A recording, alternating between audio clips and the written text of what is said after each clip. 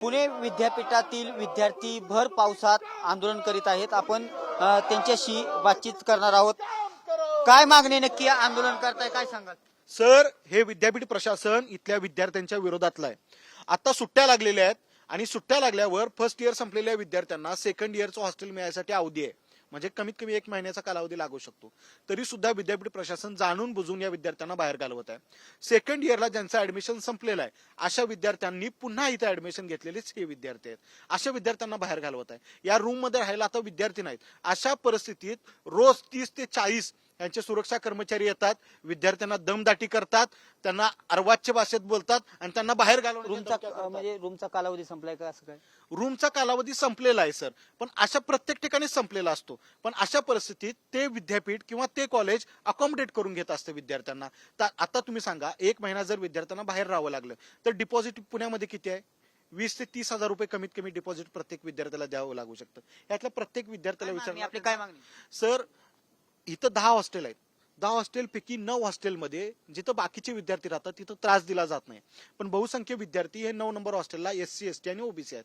मुद्दामून तिथंच जाणीवपूर्वक त्रास दिला जातो। कुठल्याही बाकीच्या हॉस्टेलमध्ये कारवाई झालेली नाही, फक्त एकाच हॉस्टेलमध्ये कारवाई केली जाते। का केली जाते? नक्कीच एकाच हॉस्टेलवर कारवाई केली जाते असं सांगत आहेत। काय मागणी आहे, काय सांगाल? सावित्रीबाई फुले पुणे विद्यापीठातील द्वितीय वर्ष संपलेल्या विद्यार्थ्यांनी नवीन वर्षात प्रवेश घेतला, नवीन अभ्यासक्रमासाठी प्रवेश घेतलेला असताना देखील सावित्रीबाई फुले पुणे विद्यापीठाचं जातीवादी प्रशासन हे विद्यार्थ्यांना जातीवादी मानसिकतेतूनच फक्त इथून घालवण्याचा प्रयत्न करत आहे। प्रशासनाशी चर्चा झाली का? आपली प्रशासनाशी चर्चा झाली। प्रशासनाने आम्हाला 1 ऑगस्ट पर्यंत मुदत दिली, पण जो भ्रष्टाचारी कुलसचिव विद्यापीठाने प्रभारी कुलसचिव नेमलेला आहे तो भ्रष्टाचारी कुलसचिव सूड भावनेतून या विद्यार्थ्यांनी त्याच्या भ्रष्टाचाराविरोधात आंदोलन केली, त्याच्या विरोधात आवाज उचलला आणि त्याच्यामुळे त्याला मुदत वाढ दिली तरी का?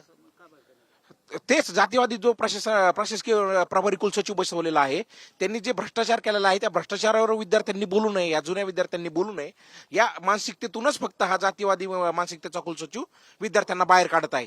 आणि सदरील प्रशासनाने ज्यावेळेस विद्यापीठातील विद्यार्थी बाहेर काढले जात आहेत त्यावेळी त्यांना जातीवाचक शिवीगाळ करून त्यांना तिथून बाहेर काढलं जात आहे।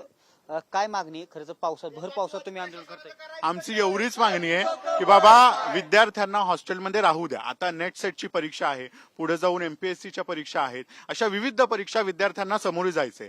त्यांना अभ्यास करणं सोडून स्वतःच्या बेसिक हक्कासाठी म्हणजे हॉस्टेलच्या हक्कासाठी जर पाण्यात बसावं लागत असेल तर हे दुर्दैवी आहे। मुळात महत्वाचा मुद्दा असा आहे की विद्यापीठ प्रशासन ज्या पद्धतीने विद्यार्थ्यांबरोबर वागतंय म्हणजे ते मानवीयच नाही।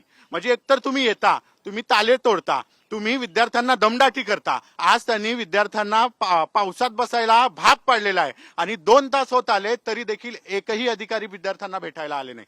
हे मानवी मूल्यांना धरून नाही आणि हे एकदम क्रूर झाले आहेत, यातून दिसतं।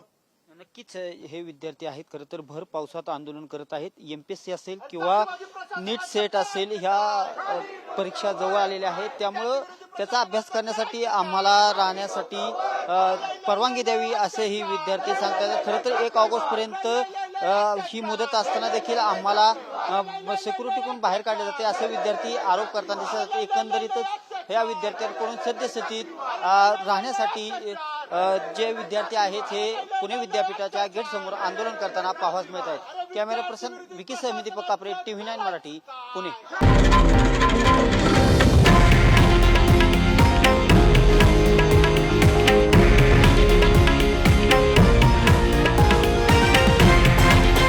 हे आहे देशातील नंबर 1 न्यूज नेटवर्क आणि आपण पाहत आहात TV9 मराठी, एकमेव।